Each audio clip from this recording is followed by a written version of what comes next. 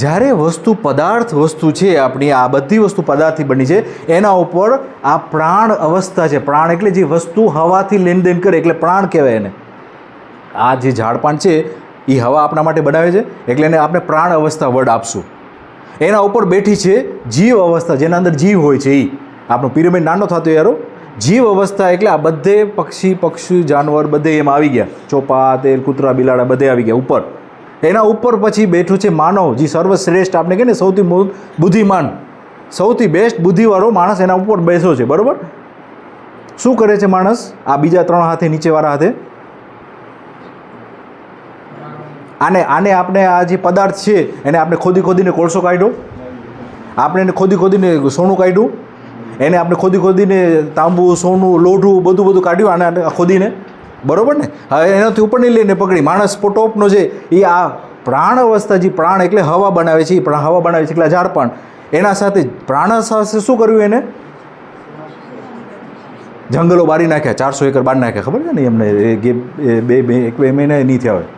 એ માણસે જ કર્યું. આ માણસ આના ઉપર ટકેરો. બરાબર? હવા આ બનાવેલા બધે નીચે ઝાડપાન માથે ઊભો હોય અને આને ધોખાવી નાખશે, આનું શું થશે? ગુલાટી વાળીને પડશે કે નહીં નીચે? આપણે એટલે મારો 43 યર્સ થયા, મને 44 થશે. આપણે મિસ્ટેક કરીએ બહુ મોટી. જેને મિસ્ટેક કરી હોય ને એને જવાબદારી લેવી પડે. આપણે આપણા પૂર્વજોએ મિસ્ટેક કરીએ, એનું પરિણામ તમે લોકોને ભોગવવું પડેલું.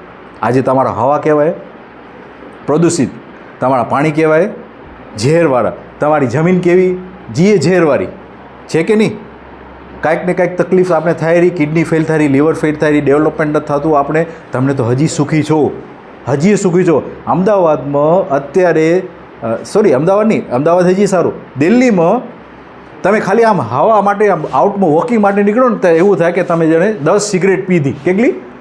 10 સિગરેટ હવામાં ફૂંકી નાખી. પણ તમે ફૂંકી નથી, તમે ખાલી શ્વાસ લીધો હોય. દિલ્હીમાં એવી હાલત એ હવાની. સાંભળ્યું તો હશે ને પોલ્યુશન કેટલું હોય હાઈ દિલ્હીમાં?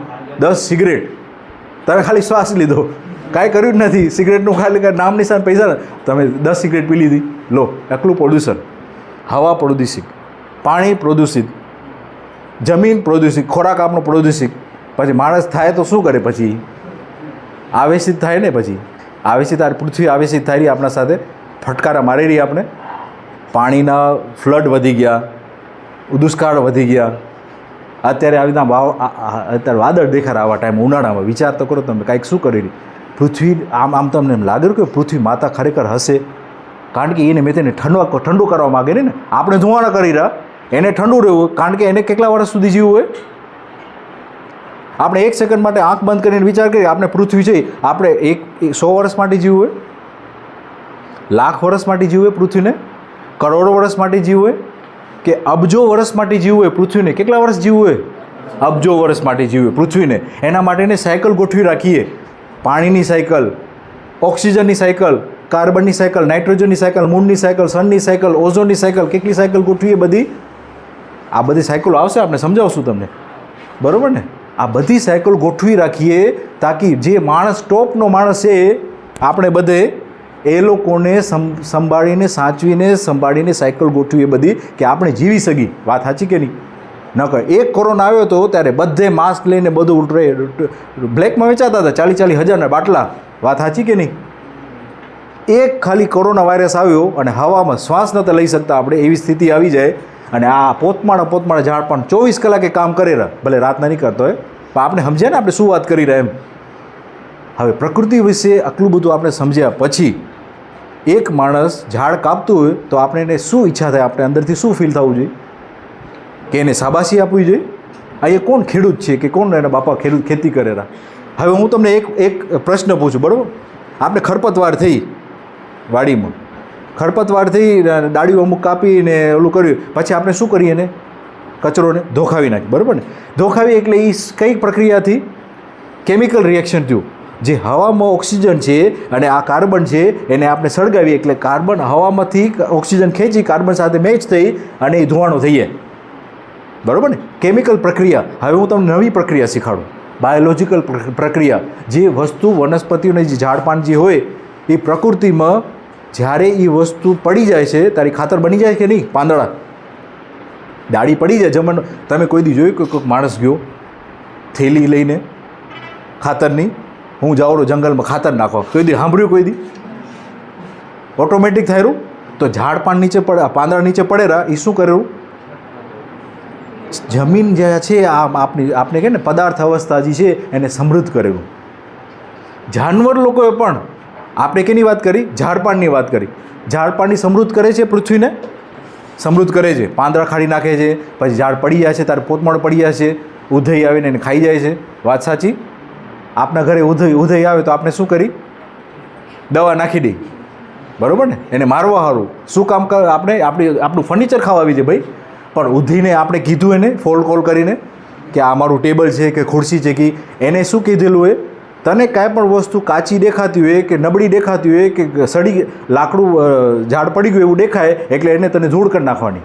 શું કીધું? એમાં ચીપ સેટ કરેલી ઉધઈમાં, એક ઉધઈમાં લાકડું દેખાય એટલે એને ધૂળ કરી નાખવાની, સેટ કરેલું હોય ને દિમાગમાં. આ પૃથ્વી ઉપર જો ઉધઈ ન હોત તો આખી પૃથ્વી આખી લાકડાથી ઢંકાયેલી હોત અત્યારે. વાત સાચી દેખાય છે કે નહીં? કેમ કે ઝાડ ઉગે તો એ મરે એટલે ઉપર રહીએ, એમને એમ રહીએ, પણ ઉધી છે એટલે એના કારણે આ જમીન છે આપણા માટે.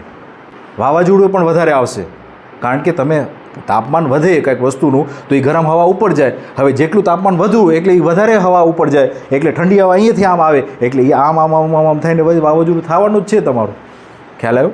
પ્રકૃતિમાં સાયકલ ગોઠવાયેલી એ માણસને પકડવાને ટકાવવા માટે આટલા કરબો વર્ષો સુધી શ્રમ કર્યું છે પ્રકૃતિએ કે આપણે માણસનું જાત છે એ ઉત્સવ પ્રક્રિયાથી જન્મ લે. ઉત્સવ તમે સમજ્યા ને? આપણે કે ઉત્સવ હોય તો બધાને ટોપરું આપી, 10 રૂપિયા આપી કે આ તે કરી. એમ પ્રકૃતિએ ઉત્સવ કરતી હશે કે નહીં? તો આપણે બધે વંશ છે સૌથી બેસ્ટ ઉત્સવ પ્રક્રિયા. એટલે લાખો કરોડો વર્ષ સુધી પૃથ્વીએ શ્રમ કર્યો, એનો ઉત્સવ મનાતી ગઈ અને નવી નવી વસ્તુ વધારતી ગઈ. આંબો એક જ નથી, 30, 40, 50 મેં તો સાંભળ્યું 50 જાતના આંબા એ. તમે ખાઈને તમે આખો ધૂળો થઈ રહે એટલું બધું. હે ઝાડો થાય પછી અલગ પણ વસ્તુ મારી સમજો હું શું કહેવા માગું છું એમ. ચીકુ છે, આંબા છે, આ પેર્સ છે, એપલ છે, કઈ જાતના ફ્રૂટ છે. મેં આ સ્લાઇડ એકલી જ રાખી છે સ્ટાર્ટિંગમાં. આટલી બધી વસ્તુ છે. આ તો ખાલી એક જ સ્લાઇડ છે. આનાથી શાક પકાલો વધારે હોય કે નહીં? ઉત્સવ પ્રક્રિયામાં કેટલી વિવિધ પ્રકારની કરી નાખી. આપણે તમે તમારા દાદા અને બાપ દાદાને પૂછજો કે અનાજ કેટલા જાતના હતા. બાજરો હતો, જુવાર હતો, પછી ઓલું લાલ કલરના આવે દાણા, ખબર? રાગી કહેવાય, એ હતી. પછી શું હતું? આ તો મને ખાલી આવડે, મેં પોતે ચાખેલા આ વસ્તુના. હવે તમે સિટીમાં જાઓ ત્યારે શું કહેશે એ લોકો? ઘઉંની રોટલી. એ પણ ઘઉંની રોટલી નથી, ઓલો આવી ગયો, લોટ આવી ગયો. શું કહેવાય? મેદાનો. શું કહે એને? બ્રેડ. જે વસ્તુ વિદેશી લોકો પાણી અને બ્રેડ આપતા એના કેદીઓ લોકોને, એ આપણે ખાતા થઈ ગયા છે. સિટીની વાત કરું, તમે તો હજી નસીબદાર કહેવાય એમ.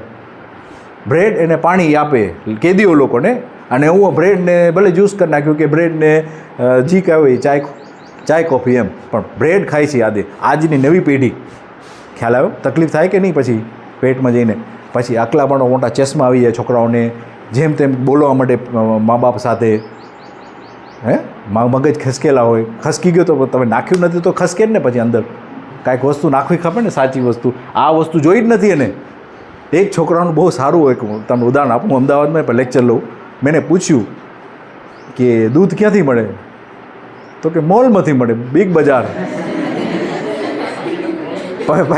પછી મેં પૂછ્યું કે આ ભૂતળી છે એ ક્યાં ઉગે? જમીનના અંદર કે ઝાડના ઉપર? તો ઝાડના ઉપર. તો ઝાડના ઉપર જ ઉગે ને એ તો ભૂતળી. આ છોકરાઓને, આ નાનકા છોકરાની તકલીફ આ હતી સિટીમાં. પછી અનારસ, એ કંઈક અનારસે પણ લટકે માથે, આમ લટકે અનારસ. ભાઈ બાપા અહીંયા નીચે ઉગે આમ ને આમ ફ્લાવર હોય ને આટલું આમ. તમે જોયા નહીં અનારસ? જોયા કોઈ કેમ ઉગે? જોયા હશે તો સારી વાત છે. આખું પ્લાન્ટ થાય આખું, અને એમાં કાંટાવાળા ઝાડ થાય અને એમાંથી એક નાનકડું ફૂલ નીકળે વચમાં, પછી અનારસ થઈ જાય. આખું આમ હવામાં અનારસ દેખાતો હોય બધી જગ્યાએ જ્યાં પાકેલા હોય ત્યાં. બરાબર ને? હા, ટાઈમ છે તમારો જેમાં તમને નથી મજૂરી કરવી પણ તમે વિચાર કરો, તમારા પેરેન્ટ્સ છે આખો દિવસ કામ કરે, આખો દિવસ તમે તકલીફ કરીને તમને સ્કૂલે ભેજે છે તાકી તમે લોકો શાંતિથી વસ્તુને સમજી શકો. અને આપણે અહીંયા શું કરવા આવી પછી? ખેર ફતૂર મસ્તી કરવા માટે મોબાઈલ હોય તો મોબાઈલનું મસ્તી કરીને આપણે ટાઈમપાસ કરીને હાલાઈએ. મારા ટાઈમમાં મને જેટલા ટીચર્સ મળ્યા છે એમાંથી બેસ્ટ મેનું નોલેજ લઈને આજે હું તમારા સામે ટીચર બનીને ઊભો છું.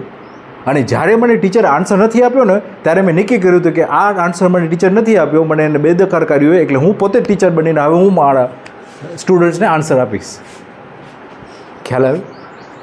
મારી કહેવાની એ છે કે તમને પૃથ્વીમાં આવ્યા શેના માટે આવ્યા હો? મને ખબર હું શેના માટે આવ્યો, તમને પૂછું. પર્યાવરણને બચાવવા. Very good.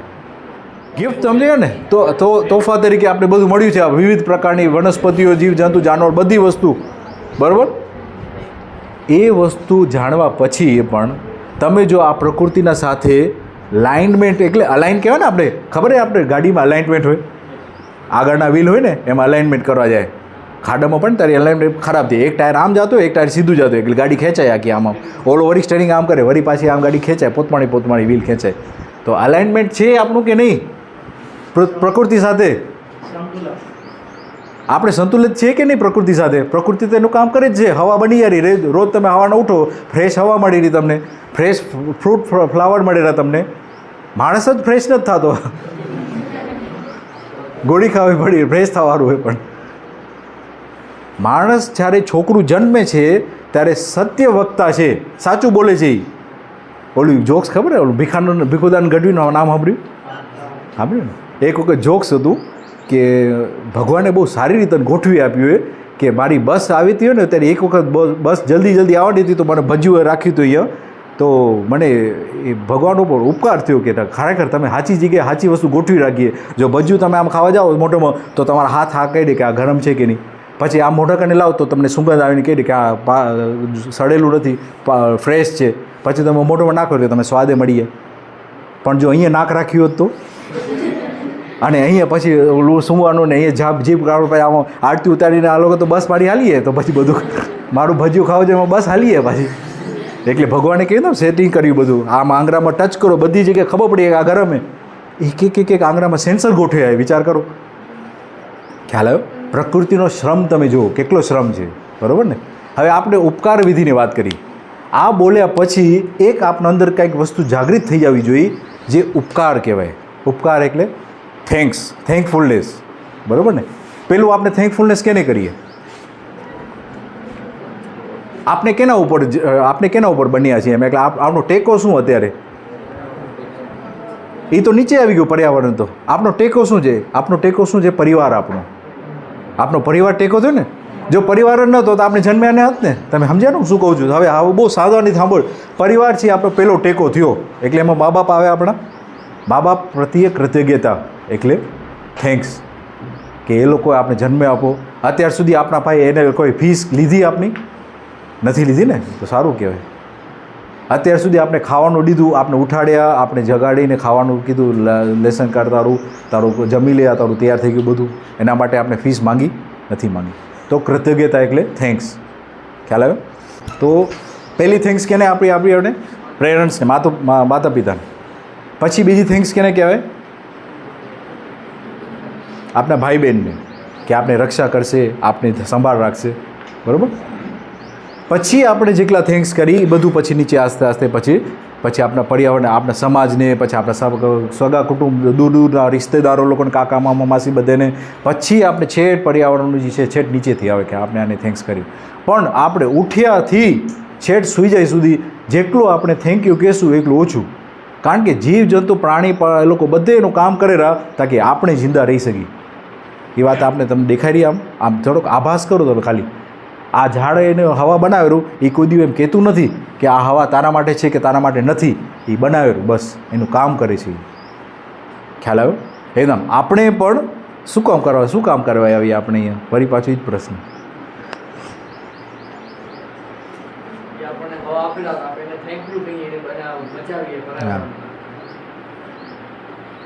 પ્રક્રિયા જે છે, સાયકલ જે છે, એને નેચરને સમજી ને આપણે સાયકલ ભેગું થવું પડે. જીવજંતુ જાનવરનો ધર્મ શું છે, પદાર્થનો ધર્મ શું છે, પ્રાણીઓનો ધર્મ શું છે અને માણસનો ધર્મ શું છે? ધ્યાનથી સાંભળજો. આનો ધર્મ શું છે? આ ડેસ્ક છે. બરાબર? આ ડેસ્ક કાલે આવશો ત્યારે આમ જ દેખાશે તમને. એક અઠવાડિયા પછી તમે હોલિડેમાંથી આવો, મહિના પછી આવશો ત્યારે આ ડેશ આમને આમ હશે, કોઈ કોઈને ટચ નહીં કરે તો એમને એમ જ હશે ને. તો એટમ એટલે પરમાણુ એટલે એનો જે ધર્મ છે એ એવી જ નામ જ રહેવાનું છે, એને લાખો કરોડો અબજો વર્ષ સુધી એવી નામ જ રહેશે બધી વસ્તુ. ભલે એ વસ્તુનું વિઘટન થાય, પાછું પાવડર થઈને કંઈ ઉધઈ આવીને ખાઈને પછી પાવડર થઈએ, પણ કાર્બન જ રહેશે. આ કાર્બનથી બન્યું ને આયરો, અને આ લોઢું એ લોઢું જ રહેશે. ભલે પછી એનું કાટ લાગી જાય, એ પછી આયરન જ નહીં, લોઢું પાવડર થઈને પડ્યું હોય નીચે, પણ એ લોઢું જ હોય. એ એનો ધર્મ છે. આપણે ધર્મ એટલે મંજીરા વગાડવાનો એ ધર્મ નથી. તમે સમજો વાતને હું શું કહું હોય. કહી દીધા આ પછી યુટ્યુબમાં છે ને અમુક પછી એક વખત સંત મને પકડશે કે તું ધર્મની વાત કર, પણ હું કરું મને ખબર છે. એટલે આનો ધર્મ છે કે આને એવી નામ જ રહેવાનું લાખો કરોડો વર્ષ માટે. આ ઝાડપાનનો ધર્મ શું છે?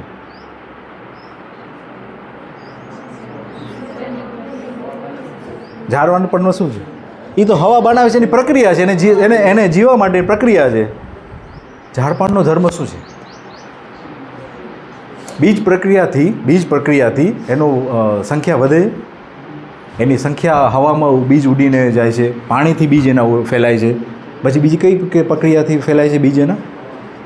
હવા, પાણી, પછી હા જીવજંતુ દ્વારા, પક્ષી છે ફોર એક્ઝામ્પલ, હે ને. તો એની પ્રક્રિયા જે છે એ શું છે? મલ્ટીપ્લાય થવાની. શું છે? 1 માંથી 2 માંથી 4 માંથી 10 માંથી એને મલ્ટીપ્લાય થવાની એની પ્રક્રિયા છે. કેની? વનસ્પતિઓની, આના ઝાડપાનની. ખ્યાલ આવ્યો? જીવ છે એટલે આમાં કૂતરા, બિલાડા બધે જીવ આવી ગયા બધે. એનું ધર્મ શું છે? આપણે કૂતરું બેઠું હોય અને આપણે લાકડી ખાલી આમ ઉભાડી ખાલી ખાણવા જાય ને ત્યારે શું કરે કૂતરું? ભાગી જાય. બચવાની પ્રક્રિયા છે. જીવની પ્રક્રિયા બચવાની છે કે આમને મારશે. ત્યાં સુધી કે મચ્છરને તમે થોડાક આમ કરો તો ઉડવાનું ટ્રાય કરીને દૂર સુધી જાય. એટલી બધી સેન્સિટિવિટી છે. સર્વાઈવલ, બચવાની પ્રક્રિયા છે જીવના અંદર. આની શું ધર્મ છે? અસ્તિત્વ પકડી રાખવાનું. એવી નામ પકડી રાખો લાખો કરોડ વર્ષ માટે. એને અસ્તિત્વને પકડવાની ને પકડી રાખવાની પ્રક્રિયા છે. જીવજંત શું કહે ઝાડપાનનું ધર્મ શું છે? એકમાંથી અનેક, બીજમાંથી બીજ બનાવવાનું. બીજ પ્રક્રિયા કહેવાય ને, બીજમાંથી બીજ બનાવો એની પ્રક્રિયા છે. આંબો ઊંડો થાય, તમે ગોટી ખાઈને ખાઈ લો એ વળી બીજો આંબો થાય. વિચાર તો કરો તમે એનું સેટિંગ. આટલું મોટું પાંદડું, આટલી અંદર એની બધી વેન્સ હોવી જોઈએ, આવી ડાળ, 3 વર્ષ પછી આવો જ આંબો થાય પાછો. કેવી ગોઠવણો! એ ગોટીના અંદર સેટિંગ કરેલું છે કે નહીં? આપણે એમ કહીએ કે આપણે કંઈક નાનકડું કંઈક મોબાઈલ છે કે આથી છે કે બધું. આ તમે જુઓ બીજમાં કેવી નામ સેટિંગ કર્યું છે. પાછું એક પાંદડું જે છે બીજા પાંદડથી અલગ પાછું. અને સેટઅપ કેટલું આટલી ગોટીમાં બધું ગોઠવેલું છે. તને આંબો જે છે 10 માળનો આંબો ન થાય, પછી 4 માળનો જ થાય વધારે વધારે. એટલું બધું સેટિંગ કે તને આટલું ખાતર મળે એટલે તમે હાલું જ ન જવાનું માથે. પછી એની પર લિમિટ રાખવાની. કેટલું મસ્ત ગોઠવેલું એક આંબા એક બીજમાં. બીજથી બીજ વંશ પરંપરા એની જે છે એ વધ્યા કરે. જે ઝાડપાનનું ધર્મ છે મલ્ટીપ્લાય થવું, એકમાંથી અનેક થવું. અને જીવ જે છે એની પ્રક્રિયા, એનો ધર્મ શું છે? જીવ બચાવે, એટલે પોતાની મેં બચાવે, સર્વાઈવ થાય. બરાબર. માણસની પ્રક્રિયા શું છે? માણસનો ધર્મ શું છે?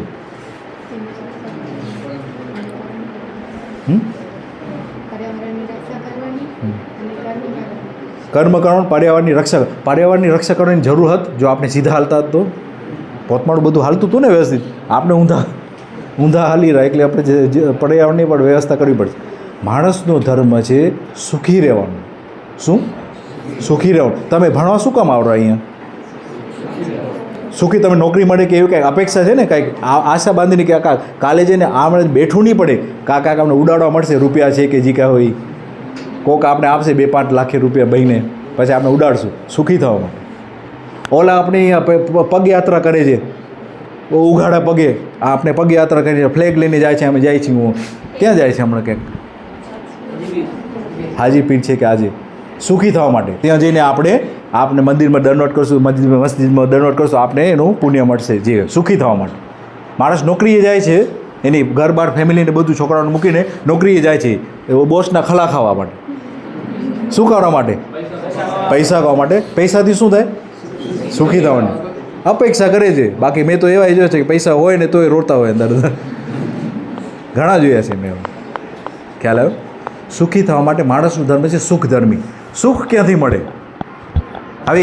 હવે પાછું મેં જ આન્સર કરી નાખ્યો કે માણસ શું કરવા આવ્યું છે આ પૃથ્વી ઉપર? તો સુખી થવા માટે. ખ્યાલ આવી ગયો? આ આન્સર તમને અત્યાર સુધી ખબર નથી, એ તકલીફે. અને આ જે નેક્સ્ટ તો મને હું ટોપિક કહીશ ને, એ પણ માણસ આખી માનવ જાતને હજી સુધી ખબર નથી કે સુખી કેનાથી થવું. એ તમને આજે પેપર લીક કરીશ આજે હું તમને. તો આખી માણસ જાતને ખબર નથી સુખી થવું છે. સુખ શેમાં હોય? હાલો હા બરોબર. સુખ, શાંતિ અને સંતોષ, બરોબર છે. એ મારી વેવલેન્થમાં છે. સુખ, શાંતિ અને સંતોષ એનું નથી કોઈ માપડું બનાવ્યું અને નથી કોઈ એની ગણતરી. સુખ, શાંતિ અને સંતોષ એ પોતાનું જ આપણું મન જાણે. બરાબર. સુખના સ્ત્રોત કયા? પૈસા છે એ સુખનો સ્ત્રોત નથી. પૈસાથી આપણે સુખી થવું હોય તો હવે સુખી થાય તો કેનાથી સુખી થાય? પૈસાથી સુખી થઈ રહ્યા આપણે કે પૈસાથી આપણે સુવિધા મળેલી? આ બહુ ધ્યાનથી સાંભળજો હું શું બોલું છું. હવે આ ટોપિક ઉપર આવી રહ્યા. પૈસાથી સુખી છે આપણે કે પૈસાથી સુવિધા મળે છે? આપણે સુવિધા મળે છે. એસી આવી ગયું, ગાડી આવી ગઈ, આ તે બધું એ શાંતિથી બોસ જાતો હોય, એસી ગાડી હોય, રૂપિયા ખટખટા હોય એના ખીચામાં, પણ એની વાઈફની ગાળ બે એને ખાધી હોય ને અને ગાડીમાં જાતો હોય ને તો એ આમ મોઢું આમ પેચું કરીને લાગે. અને ઓલો ઋષિ હોય ને, ઋષિ એ ગુફામાંથી નીકળે ને તો એમ લાગે કે આ સિંહ નીકળ્યો અંદરથી. એમ ગુફામાંથી નીકળે તો કાંઈ ન હોય એના કારણે તોય આમ લાગે કે નહીં? દાઢી હોય અને આમ નીકળ્યો અંદરથી સિંહ જેવો લાગે. અને ઓલો ગલુડિયા જેવો આમ જાતો ગાડીમાં રૂપિયા હોય બધું હોય તોય બે ગાળ ખાઈને આવ્યો હોય ઘરેથી. શું કરો તમે? સુખ છે એ સંબંધમાં છે. આ પેપર લીક કર્યું મેં. સુખ છે એ સંબંધમાં છે, પૈસાથી સુવિધા છે. બરાબર. આ ટોપિક્સ તમે ડાયજેસ્ટ કરો. તમે 11થમાં છો એટલે બુક સ્કીપ કરી નાખ્યું મેં, પણ આ વસ્તુ તમને ડાયજેસ્ટ થવી જોઈએ. સંબંધ એટલે કેવી ટાઈપના સંબંધ? પહેલો સંબંધ જે છે જેમાં તમારો જન્મ થયો છે એમાં મા બાપનો સંબંધ છે એટલે પતિ પત્ની સંબંધ કહેવાય. પહેલો સંબંધ. ધ્યાનથી સાંભળજો. તમે બધે એડલ્ટ છો, એડલ્ટ તરીકે હું તમને માનું છું. નાના ટીટિયા નથી આપણે. હવે એ તો શાંતિથી સાંભળજો. 7 સંબંધ છે આખા દુનિયામાં. એ 7 સંબંધ બધી માનવ જાત એક છે અને એ બધેને લાગુ પડે. પહેલો સંબંધ હસબન્ડ વાઈફ, બરાબર. સેકન્ડ સંબંધ આપણો હસબન્ડ વાઈફ થાય એટલે છોકરું થાય, એટલે મા બાપનો સંબંધ. આપણા મા બાપ, બરાબર. એટલે મા બાપનો સંબંધ. પહેલો તો હસબન્ડ વાઈફ એટલે પતિ પત્ની સંબંધ. પછી મા બાપનો સંબંધ. મા બાપનો સંબંધ પછી ભાઈ બહેન હોય આપણે એટલે ભાઈ બહેનનો સંબંધ કે બેન બહેનનો સંબંધ કે ભાઈ ભાઈનો સંબંધ. એ ત્રીજો સંબંધ. પહેલો કયો સંબંધ હતો? હા, પતિ પત્ની. પછી મા બાપનો સંબંધ. પછી ભાઈ બહેન, બરાબર ને. હવે ભાઈ બહેન મોટા થાય પછી ક્યાં જાય? સ્કૂલે. અરે બાપા, ભણવા તો દોય ને. આસ્તે આસ્તે આસ્તે આસ્તે મોટા થાય રા સ્કૂલે જશે એટલે શું કહેવાય? ગુરુ શિષ્ય. ચોથો સંબંધ, બરાબર ને. ત્રીજો કયો હતો? ભાઈ બહેન. ભાઈ બહેન મોટા થયા સ્કૂલે જ્યારે બેગ લઈને સ્કૂલે જ્યારે ગુરુ શિષ્ય, બરાબર.